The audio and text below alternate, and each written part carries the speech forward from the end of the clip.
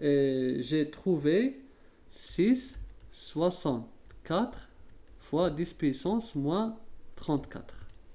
Le coulomb fois volt, en principe, vous l'avez trouvé, c'est simplement le joule. Donc voici. Là, le H, je l'ai déterminé graphiquement. Donc coulomb, volt, seconde. Coulomb, volt, c'est tout simplement c'est joule. Le joule, c'est une charge fois la tension. Donc voilà le H graphique. Maintenant, on va déterminer le travail. Le travail, on a dit que c'est quoi? On le détermine à partir de l'intersection avec l'axe des Y, B.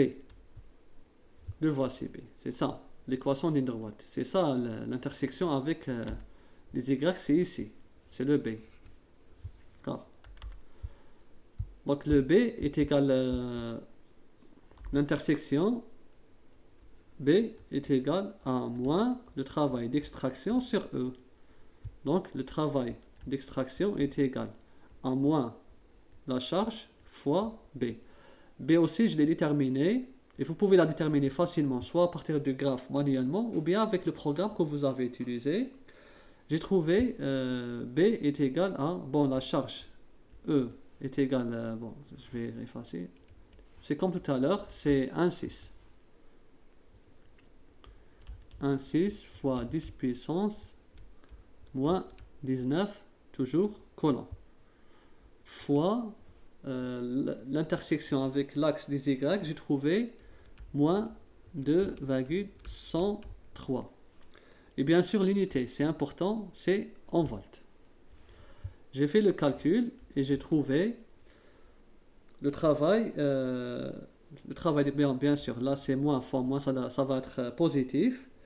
Et j'ai trouvé une valeur de 3,36.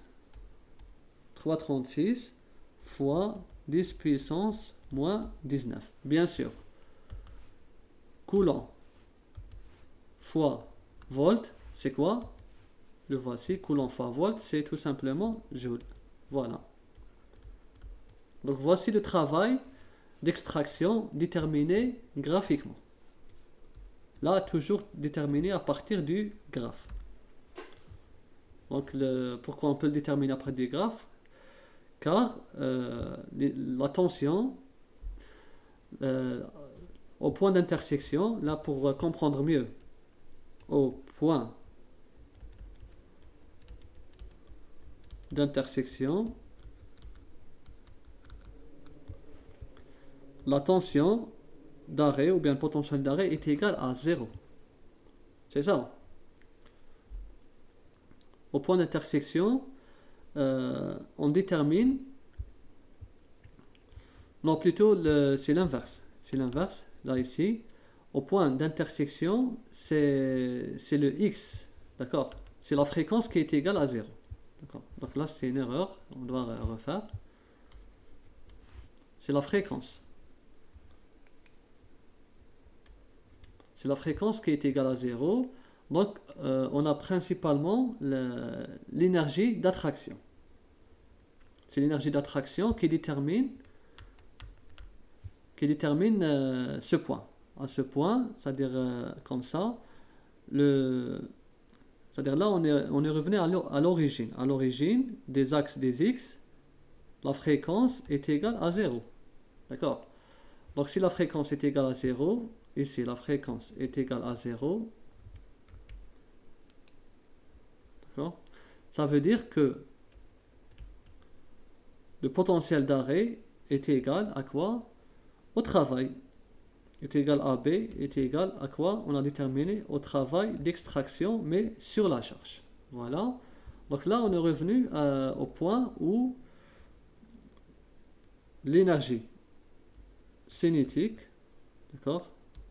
Là, c'est aussi l'énergie cinétique quand il n'y a plus d'extraction qui est égale au travail d'extraction. Voilà. Tout ça. Donc, partie de graphe, c'est 3,36, le voici. Et je pense qu'on a répondu à la question suivante. Travail d'extraction, voilà. Ensuite, il donne ci-dessous la fréquence de seuil. de différents métaux indiqués parmi ces métaux lequel a servi de cathode dans la cellule photoémissive. À partir de là, on va déterminer, bon, on nous a donné les fréquences seuil. Bon, là c'est clair, on va déterminer la fréquence seuil de cette plaque. Et on va faire la comparaison. En principe, la fréquence seuil doit être égale à l'une de ces plaques, à l'une de ces fréquences. On doit la trouver soit de l'ordre de 4, 5, 9, 1. Donc on va déterminer la fréquence seuil du métal qu'on vient d'étudier. On a déterminé, juste un petit rappel, on a déterminé le travail d'extraction de ce métal. Le travail d'extraction, il est connu, c'est bon.